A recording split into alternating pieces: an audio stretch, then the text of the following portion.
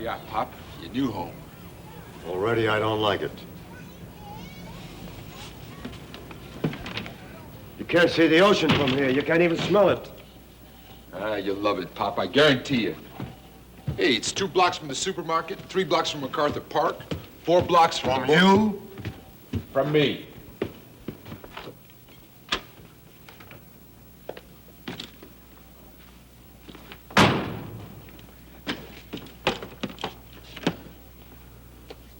Well, what do you think of it? I think I don't know why I'm here. Come on, Pop, we've been through that. It's easy for you. You just have to explain it. I have to listen. That's hard. There just isn't any room at our house.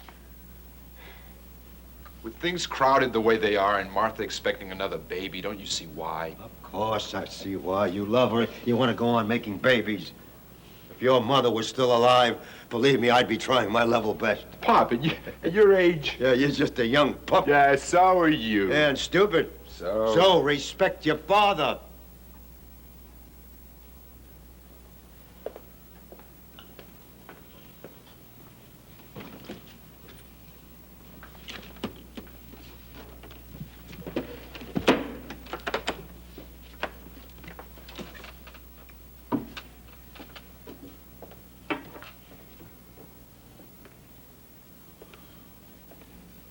You all settled in now? Like a ton of bricks. Okay, Pop, I gotta get back to work.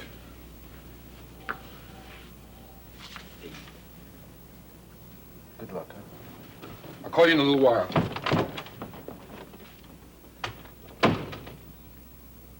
I'll try to be in.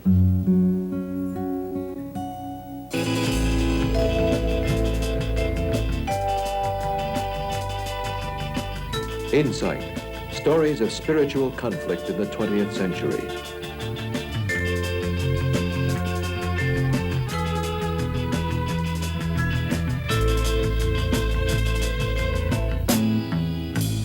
Our society needs all of its citizens. The young supply the vision and idealism. The middle-aged, the practical intelligence and drive. And our older citizens supply the wisdom. We don't need them to show us how to make a living.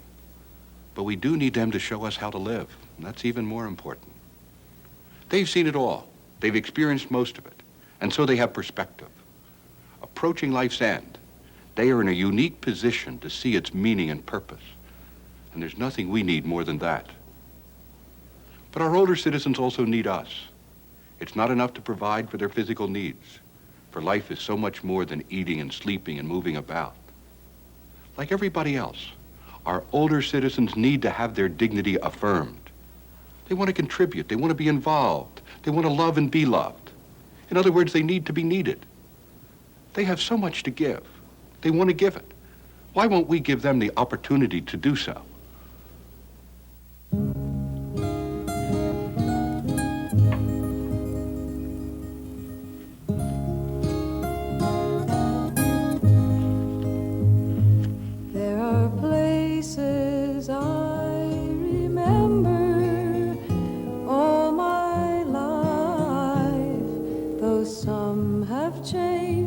Some forever, not for better. Some are gone and some remain. All these places had their meanings.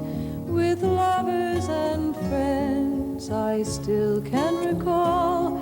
Some are dead and some are living. In my I've loved them all.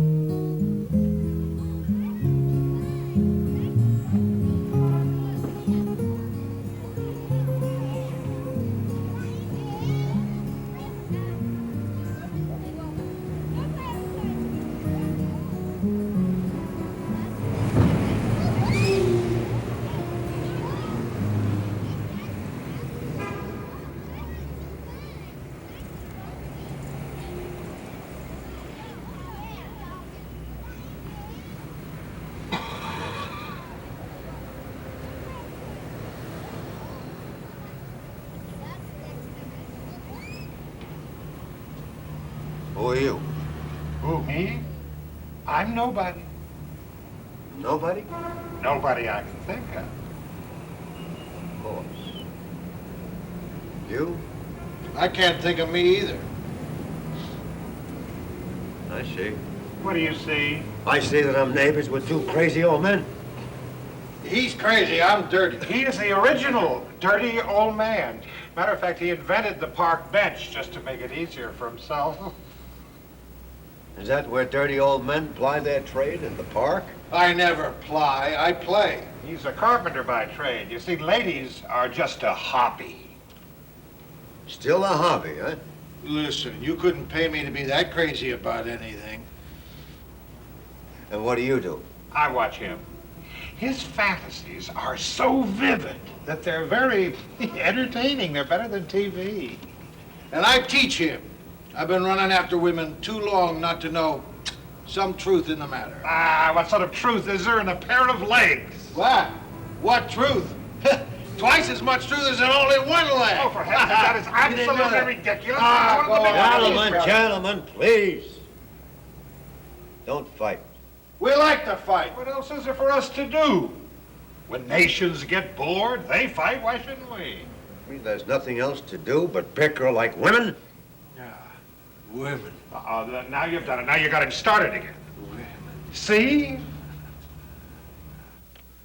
Women are the darndest creatures. They're built no better than a swayback horse. But when they trot down the storefront streets, winning with the other fillies, all hell breaks loose inside me. I feel like grabbing a rope and hog-tying one. Or a couple of dozen of them. A dozen females under one roof, you wouldn't get any peace at all. No war would be better fought. Right? The battle of the sexes must be fought. Some for a time, some for always. At my age, I should get the Purple Heart. At your age, E for effort would do just fine. By the way, my name is Algernon. And I'm Bernie Tetzloff. Well, then I must be Nikos, huh? Nikos, are you a Greek? Oh, my father was Greek. A merchant of the seas in Grecian shipping. Olives, dates, wines, all sorts of dried goods. Rugs, the most beautiful hand-woven rugs the world has ever seen. Not Persian, Greek. And what did you do? Well, in the old country, a son did like the father. I sailed. Libya, Algiers, Naples, and then we sailed for America, the land of opportunity. Oh, what happened? Well, we had an opportunity to go broke. And then my father settled in New York, and my mother made 9 more children. Oh, do you have any kids? 4 boys. Oh, that's wonderful. And 6 girls. Pretty girls. Of course, but boy, there's no use on a ship. No. You know, I should have gone to sea when I was younger. Yeah, well, it's not too late yet. Oh, no, too late for me now. Oh, it's never too late to get started. I have a grandfather, a miserable old cuss. He sailed into his 90th. What on earth for? Well, to have something to do. We do things, too. Like what? Watch the girls. And we discuss national issues. Athletics. Games of marksmanship and timing. And how do you do that? We spit on the people on the street. What? Every single one of them serves them right.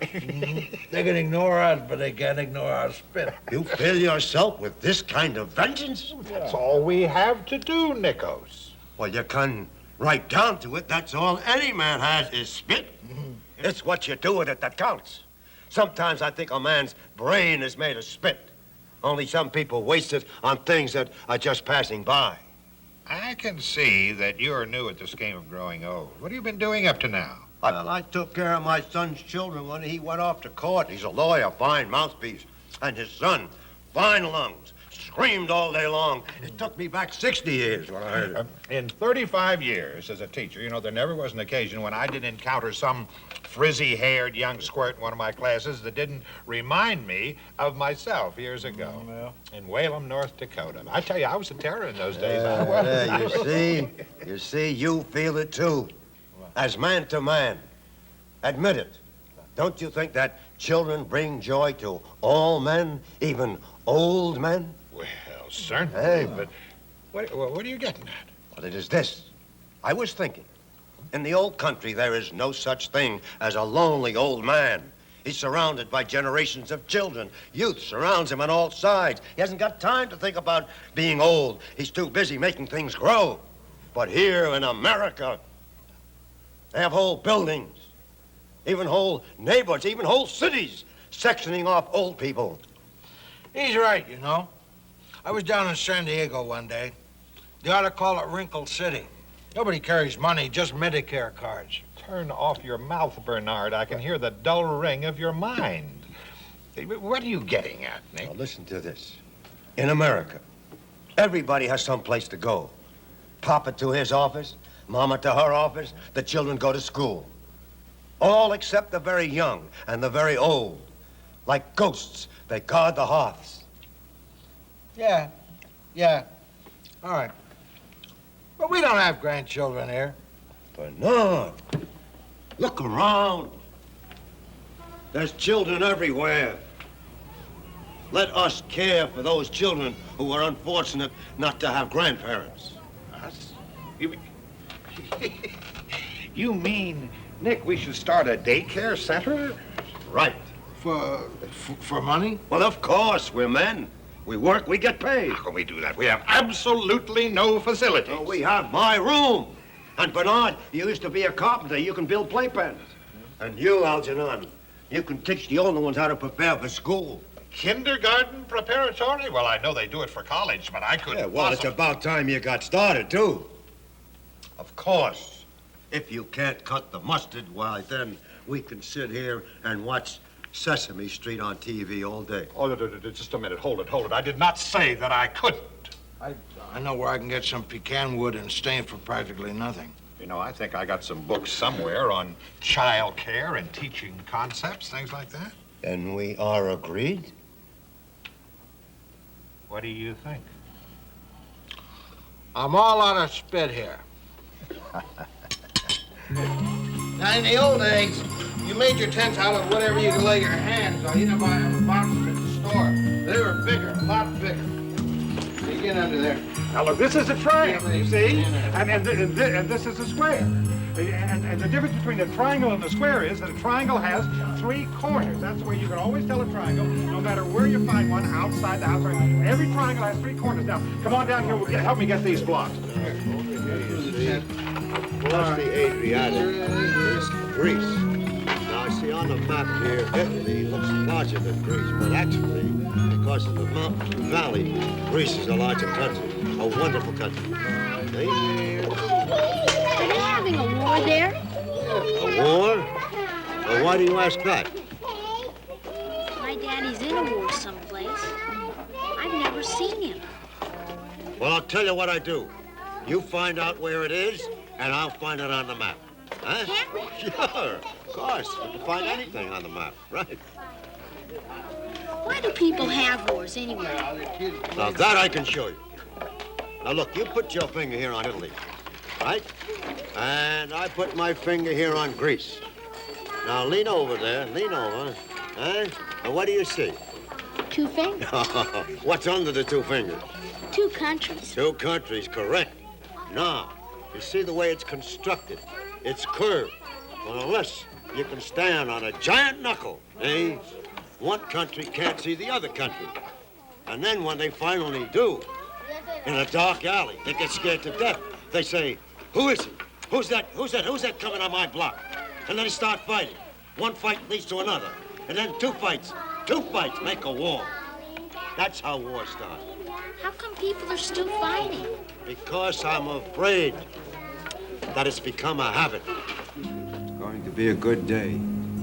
I can smell the sea.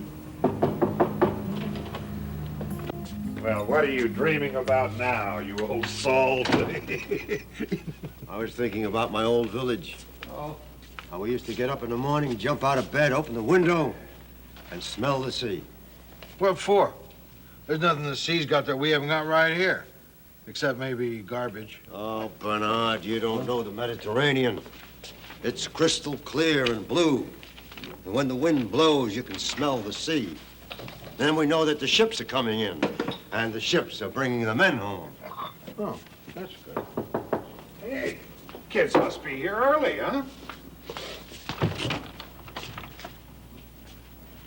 This is a kid. I feel terrible. Good morning, boys. Up early, aren't we? We were just trying to smell the sea. What for? Find out when the ships are coming in. Well, why don't you get a harbor schedule and look it up?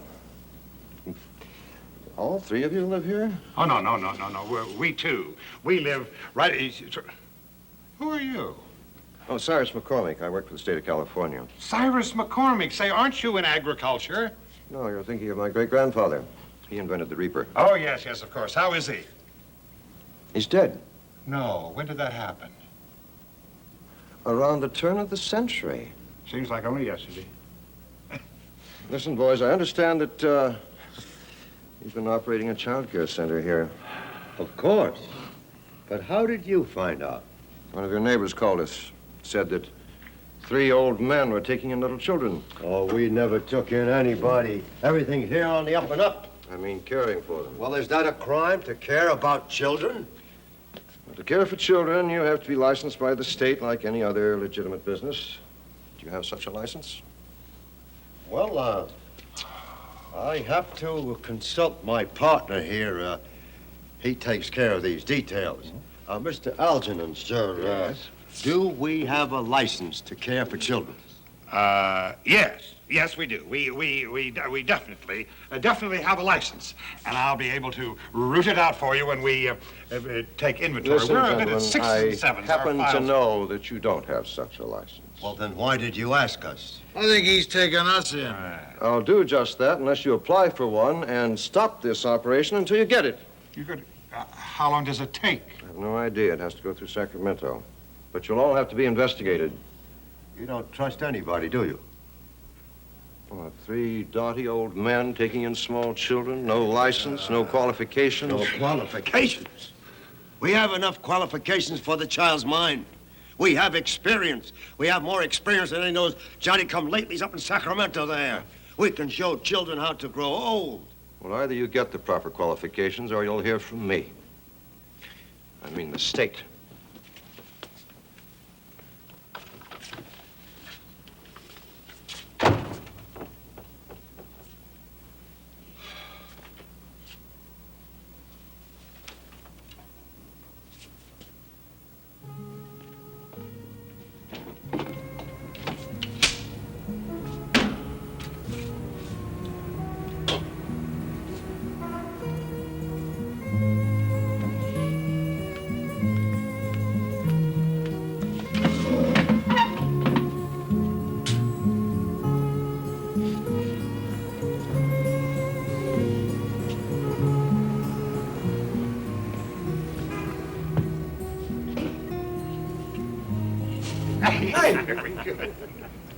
Hey, you up there! Oh, no. Oh, no. Oh, no.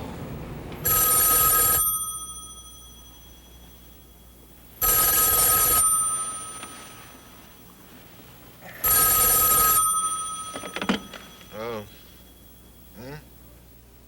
Hello? Pop, what's the matter? What do you mean nothing's the matter? At 4 o'clock in the morning, anything's the matter. What trouble? Well, a little trouble. How little? You're in night court? Pop, what are you doing in night court? Now hear the case of the people versus Androchius Lamar. Andrachius, Your Honor. Nikos Andrachius. Androchius. Are the people represented? Yes, Your Honor. Cyrus McCormick of the Welfare Department, Officer O'Connell. I'd first like to say There's no a word need, about... Mr. McCormick, for any opening remarks. I believe all the information is here. However, if there is something pertinent that is not in this folder, you may, of course, proceed. Thank you, Your Honor. I believe it's all here. Good. Now, you say here that these defendants were running a daycare center without a license, that they spit on a policeman? And after arrest, they started a fight with him. Is that correct? Yes, Your Honor. And that instead of paying a fine, they went to jail, staging a hunger strike. Oh, yes, sir. Why, may I ask, did they give up at 3 o'clock in the morning? Well, Your Honor, I told them that if they behaved themselves, I would see to a speedy trial. But only if they acted their age. Are you often in the habit of attending prisoners all night long? No, Your Honor, but I thought this was an exceptional case. 3 crazy old coots who tried to... Mr. McCormick, sit down.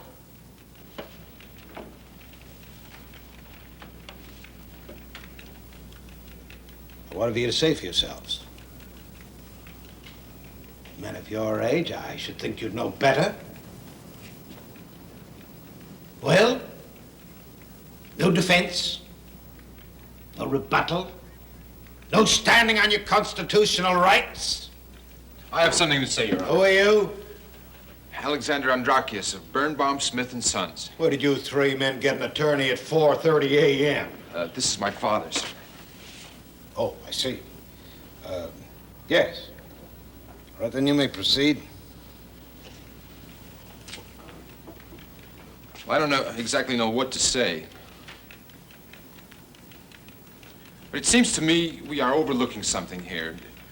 Not a constitutional right, but a fact of life, the right to be alive. Mr. Andrikaitis, no one's depriving your father of the right to live. Now sit down. But we are depriving him. Mr. Andrikaitis. Look, Your Honor, I'm not trying to soapbox, sir. I just haven't thought this through, and I suddenly realize I should have. Alexander, stop. No, Pop. Please, sit down. No. I'm making a fool of you too, Alex. No, Pop. As your father, I order you to sit down. As a man, can you order another man to...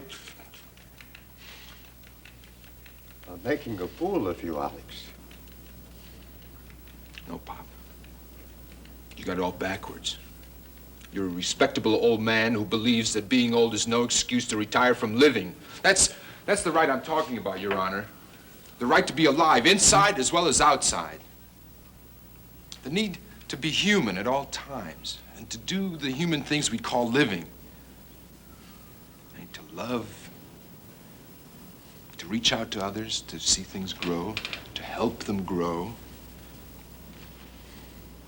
That's the way my father makes love to life. And like every kind of love, a certain madness takes him to celebrate life in whatever way he can lay his hands on. He's a man still in love with life, Your Honor. To some people, this looks crazy. To some people, anyone in love looks crazy. But, Mr. Judge, in this country, life means youth. When you get old, you're supposed to just fade away from all the traffic of their living. And what kind of a life is it, Your Honor, when a man still has mind and muscle and love left to give? Is he supposed to just sit on a front porch somewhere in a sweater and a rocking chair? Is that all the business of life is all about, Your Honor? Sit down. Sit down. Relax. Your Honor, I'm not too clear on this. I don't think anyone of us is. I know I'm terrified of death. Sometimes I think I can just accept it as a natural end, like leaves falling off a tree. But it's not like that here. I mean, we do things to dying people here. I know. I've worked as a hospital aide during law school. I've seen people die right in front of me, right underneath my hands. I mean, we store them in convalescent homes and hospitals until they waste away until that certain point when death seems likely, and then we pounce on them with 4-inch needles through the heart and 400 volts across the chest. I mean, we shock them, we poke tubes into their arms, and we don't give up. Which is strange, because we've given up on them long before. We took away their jobs and their homes. I mean, we are terrified of death. And the old show us our own mortality. We are afraid to have the dying around because we don't know what to say to them. Oh, Your Honor, I object. I mean, if your father ran up to you and cried, "I don't want to die and be buried under the ground," I mean, you'd keel over. So we send them away somewhere and regard them and their fate as non-existent. And what's worse, they accept it. They're willing to sit for years, months and years, drugged on pills, and constant television. Serviced occasionally by professional unfeelers until they are dead. Your Honor, anywhere else, life and death are distinct. There's some clear boundary between the two. But in America, there are too many walking dead. Now, that's what my father and his friends are guilty of. Refusing to play the role of the aged, refusing to play dead, refusing to die inside.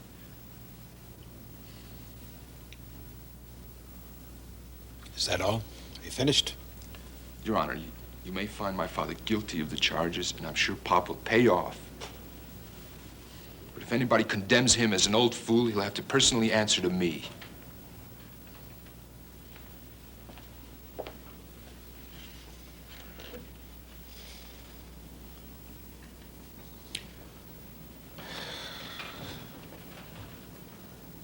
Mr. Andrakis, Mr. Lamarck, Mr. Tetzlaff, will you please rise?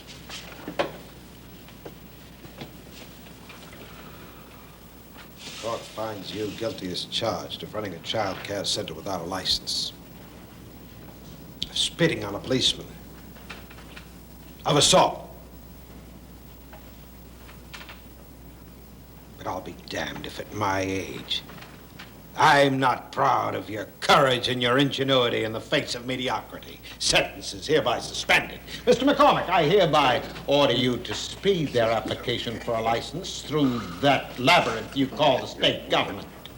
I want that care center opened as soon as possible. These men are in a hurry to live. It's closed. You all right? Come on, man. Don't say Can I shake your hand, sir? Thank you. Thank you very much. Thank you.